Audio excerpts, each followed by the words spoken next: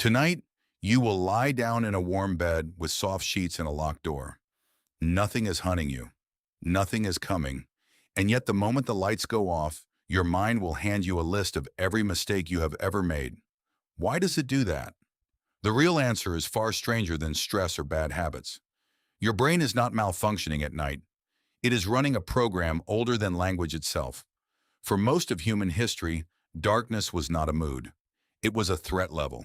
Your ancestors could not see a predator crouched in the grass. Their eyes, built for daylight, became almost useless after sunset. So the body compensated. It turned up the volume on threat detection and turned down the volume on everything else.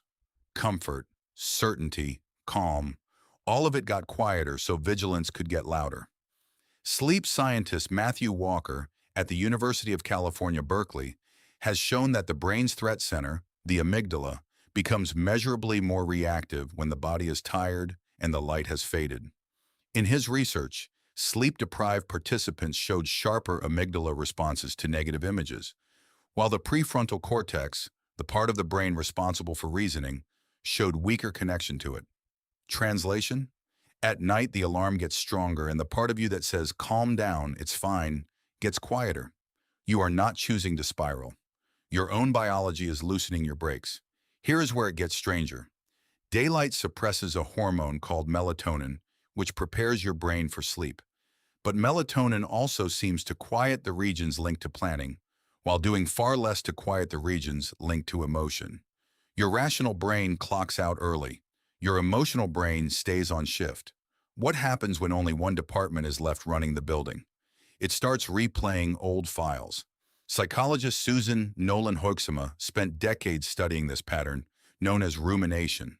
Her research found that each replay of a worry strengthens the neural pathway for that worry, making it easier to return to the next time the lights go out. Your brain is not overthinking randomly. It is wearing a groove into itself, night after night, until the groove feels like the only road available. Why would evolution build something this uncomfortable? Sleep researcher Colin Espy at Oxford points to something called hyperarousal, the body staying primed for danger even when none exists. For most of history, a slightly anxious sleeper who woke at odd noises lived longer than a deeply peaceful one. Peaceful sleepers got eaten. Anxious sleepers passed on anxious genes. You are descended from the worriers. The ones who couldn't stop scanning the dark were the ones who made it to morning. Historian Roger Ekirch even found evidence that pre-industrial humans once slept in two segments, a first sleep and a second sleep, with a stretch of alert wakefulness in between. That gap wasn't insomnia. It looks like a built-in watch shift. You may be feeling the ghost of that shift every time you wake at 3 a.m. with nothing to actually watch for. So the mind turns inward instead. Did I offend someone today? Is my job secure? Did I lock the door? None of these questions are new. Your brain has simply pointed an ancient watch shift at your personal life instead of the tree line. Have you ever noticed a problem at 2 p.m. feels manageable, but the same problem at 2 a.m. feels catastrophic?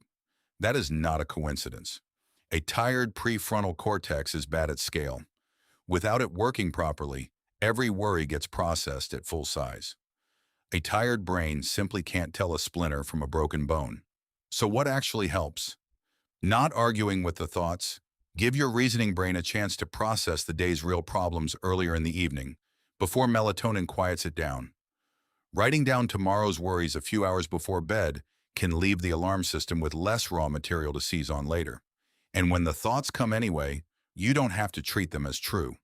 You can treat them as a signal about the clock, not your life.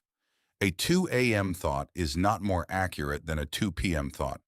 It is simply generated by a brain built for scanning shadows, not solving spreadsheets. Your brain is not broken at night. It is loyal, painfully, relentlessly loyal to a job it has done since before you had a name for fear. And once you see that, the thoughts don't have to feel like an attack anymore. They start to feel like an old alarm, still ringing in a house where the danger left a long time ago. Tonight, when you lie down in that same warm bed, remember this. The switch that lights your room didn't exist for most of human history, but the switch inside your mind, the one flipping on right now, is far older than the dark it was ever built to survive.